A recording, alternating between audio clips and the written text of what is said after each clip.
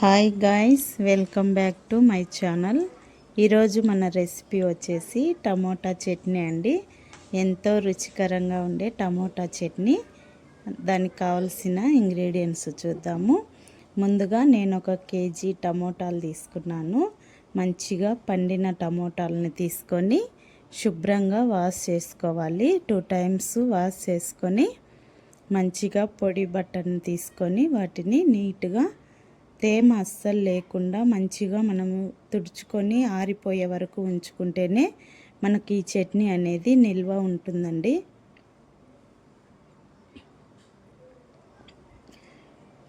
తడి ఉంటే తొందరగా చెడిపోతుంది. తడి లేకుండా నేను శుభ్రంగా తుడిచిపెట్టుకున్నాను.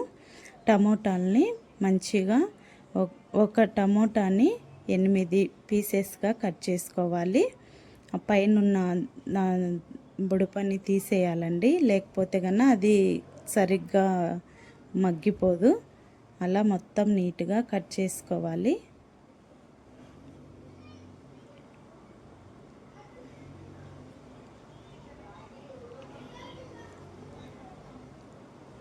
మొత్తం కట్ చేసేసుకున్నానండి నేనైతే.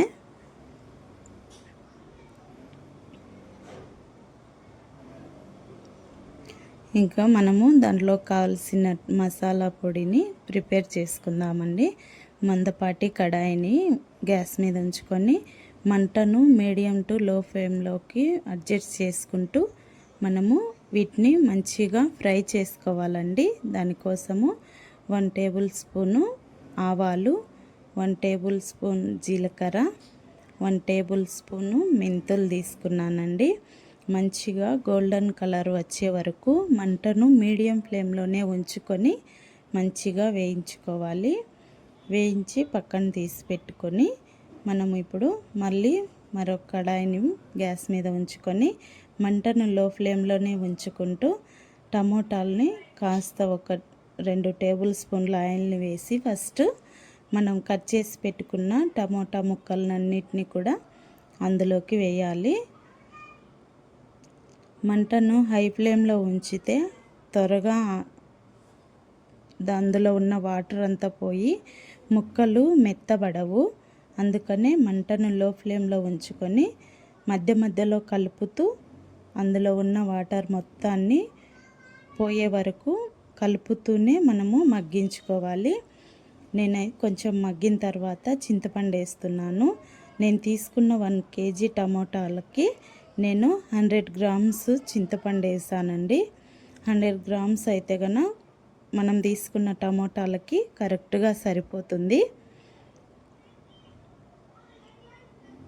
చూడండి, నేను ఉప్పు అయితే కల్లుప్పుని తీసుకుంటున్నాను. సాల్ట్ వద్దండి. కల్లుప్పు అయితే చాలా టేస్టీగా మంచిగా ఉంటుంది. కూరలలోకైనా చట్నీలలోకైనా దేంట్లోకైనా కల్లుప్పునే ప్రిపేర్ చేస్తానండి నేనైతే. చాలా మంచిగా టేస్ట్ వస్తుంది. చూడండి, ఇలా మధ్య మధ్యలో కలుపుతూ మనము టమోటాలని మగ్గించుకోవాలి. వాటర్ మొత్తం పోయే వరకు మగ్గించుకోవాలి. ఇప్పుడు నేను వేయించి పెట్టుకున్న ఆవాలు, జీలకర్ర, నాకు చల్లారిపోయాయి. పొడిని ప్రిపేర్ చేసుకున్నానండి. ఈ లోపల టమోటాలు కూడా మంచిగా అందులో ఉన్న వాటర్ అంతా వచ్చేసిందండి. చాలా ఈజీ ప్రాసెస్ అండి. ట్రై చేయండి, చాలా టేస్టీగా ఉంటుంది.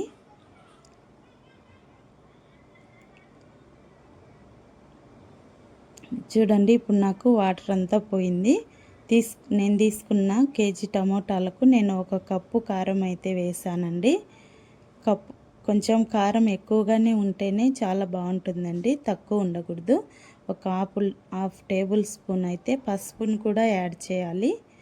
పసుపు వేయకపోతే కూడా బాగుండదండి. పసుపు కంపల్సరిగా కొద్దిగా వేయాలి. చూడండి, మొత్తం ప్రిపేర్ అయిపోయింది. ఇప్పుడు మనము ఇంకా పోపు పెట్టుకోవాలి. పోపు కోసం నేను కరివేపాకు, ఎల్లిపాయలు 2 గడ్డలు తీసుకున్నానండి నేనైతే. ఎండుమిర్చి, పచ్చిశనగపప్పు అన్నీ ప్రిపేర్ చేసి పెట్టుకున్నాను. మరొక బాండీలో మనకు కావలసిన ఆయిల్ చట్నీ కంటే కొంచెం ఎక్కువగానే పడుతుందండి. ఆయిల్ హీట్ అయ్యాక ఆవాలు వేసుకోవాలి. ఫస్ట్ ఆవాలు చిటచిటలాడుతున్నప్పుడు పచ్చి శనగపప్పును వేయాలి.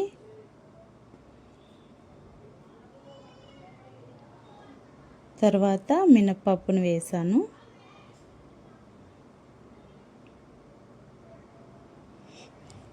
తర్వాత నేను జీలకర్ర వేసానండి. లాస్ట్న ఎల్లిపాయలు వేసాను. ఎల్లిపాయలు మంచిగా గోల్డెన్ కలర్ వచ్చే వరకు మీడియం ఫ్లేమ్లోనే ఉంచుకొని వాటిని మంచిగా ఫ్రై చేసుకోవాలి. హై ఫ్లేమ్లో పెడితే పైన మాడిపోతుంది, లోపల కుక్ అవ్వదండి ఎల్లిపాయ. అందుకని మంటను తక్కువ చేసుకొని మనము మంచిగా గోల్డెన్ కలర్ వచ్చే వరకు ఫ్రై చేసుకోవాలి. మరిన్ని ఇట్లాంటి ఇంట్రెస్టింగ్ వీడియోల కోసము, వంటల కోసం మా ఛానల్ని సబ్స్క్రైబ్ చేసుకోండి ఫ్రెండ్స్. లైక్ చేయండి. ఇంకా ఏమైనా రెసిపీస్ కావాలంటే కామెంట్ చేయండి ఫ్రెండ్స్. అవి ఆ వీడియోలు తీసి మీకు అప్లోడ్ చేయడానికి ట్రై చేస్తాను. కరివేపాకు కాస్త ఎక్కువగానే వేసుకోవాలి, మంచిగా ఉంటుందండి. కలర్ఫుల్గా ఉంటుంది, టేస్ట్ మంచిగా ఉంటుంది. ఎండుమిర్చిళ్ళు 4-5 వేసాను నేను. చూడండి ఎల్లిపాయలు కూడా మంచి గోల్డెన్ కలర్ వచ్చాయి.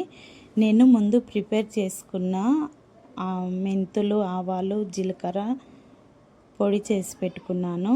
అది కారం వేసినప్పుడే వేయాలండి. నేను మర్చిపోయాను, వేయలేదు. మీరైతే కారం వేసిన తర్వాత వేయండి. నేను మర్చిపోయానని ఇప్పుడు వేస్తున్నాను. మంచిగా ఫ్రై అవుతుంది.